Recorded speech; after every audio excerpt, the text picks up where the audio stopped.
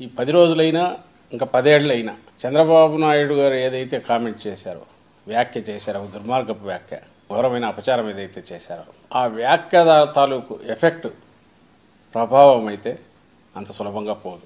దాన్ని మళ్ళీ భక్తుల్లో ఆ విశ్వాసం పాదుగొల్పాల్సింది. నిజంగా ఇంతవరకు ఏమీ జరగని దాన్ని జరిగినట్టుగా ఒక ఘోరమైన అబద్ధం ఆడేసి పైగా రిపీటెడ్గా ఆయన మాట్లాడడం అనేది ఎంత దారుణమో అందరికీ తెలియాల్సింది.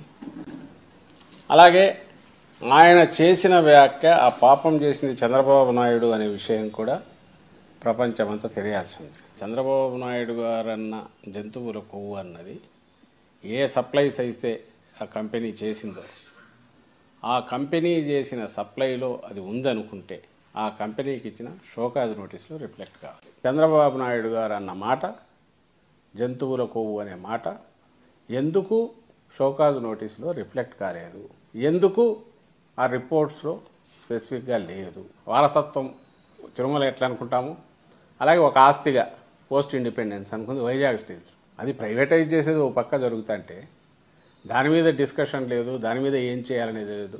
బుడమేరు విజయవాడ అదే హార్డ్లీ అది కూడా ఒక 20 రోజులైందో 25 రోజులైందో అక్కడ లక్షల మంది ఎఫెక్ట్ అయ్యారు. మరి వాళ్ళందరూ రోడ్ల మీద ఇదయ్యారు. ఆ సహాయం ఇచ్చింది ఎంతమందికి చేరిందో తెలియదు. వాళ్ళు ఇప్పటికీ రోడ్ల మీదే ఉన్నారు. ఇచ్చిన సహాయమే కొంచెం, ఎన్యూమరేషన్ జరగలేదు, అది గొడవలు అవుతున్నాయి. దానిల గురించి కప్పిపెట్టారు. హామీల గురించి అదైతే బయటకు రాకుండా ఆల్రెడీ డైవర్షన్ ఇట్లా పోయి ఇప్పుడు దాని మీద నుంచి ఇక్కడికి దీన్ని తీసుకొచ్చాడు. డిస్కషన్ అంతా దీని మీద జరగాలి, దీని నుంచి బయటికి రావాలి. But at the same time ఈయన చేసింది మళ్ళీ చరిత్ర మర్చిపోకూడదు. ఫ్యూచర్లో ఎవరు ఇంత ఇర్రెస్పాన్సిబుల్గా బిహేవ్ చేయకూడదు అనేది మా కోరిక. పార్టీ నుంచో జగన్మోహన్ రెడ్డి గారు చలో తిరుపతి బయలుదేరదాం అంటే అప్పుడు అన్ని ఏర్పాట్లు చేయాలి. ఇది ఇంతకుముందు అంటారు, ఇప్పుడు కూడా అంటారు చలో సీఎం, చలో సెక్రటరియట్ అంటే అటు చేయొచ్చు, లేదా రాస్తారోకలు ధర్నాలంటే ఏమైనా చేయొచ్చు. ఆయన ఇవ్వలేదంటాడేంది ఎవరు? క్లియర్గా దాంట్లో జగన్మోహన్ రెడ్డి గారి, మీరు కూడా నోటీసులు చూసింటారు అనుకుంటా, చూసింటారు. దాంట్లో జగన్మోహన్ రెడ్డి గారి పర్మిషన్ లేదు, లేని దాంట్లో మీరు పార్టిసిపేట్ చేయాలి. అసలు పర్మిషన్ ఏంటంటే తిరుమలకు అవసరమా? డిక్లరేషన్ అనేది ఎవరికి సంబంధించిన వ్యవహారం అండి? టీటీడీకి భక్తుడు వెళ్ళిన ఆయనకు సంబంధించి అది తేరాల్సింది. అక్కడికి పోయిన వాళ్ళ దగ్గర ఎక్కడెక్కడ రాష్ట్రాల నుంచి ఎందుకు రావాలి వీళ్ళందరూ? ఎక్కడెక్కడి నుంచో కట్టగట్టుకొని తోలి అక్కడి నుంచి తీసుకొచ్చి ఎందుకు దించాలా? అసలు ఎవరు అక్కడికి వెళ్ళే ప్రయత్నాలు చేస్తున్నారని చెప్పి నోటీసులు ఇచ్చినారు. వీళ్ళు క్రియేట్ చేసింది, టెన్షన్ క్రియేట్ చేసింది ప్రభుత్వం.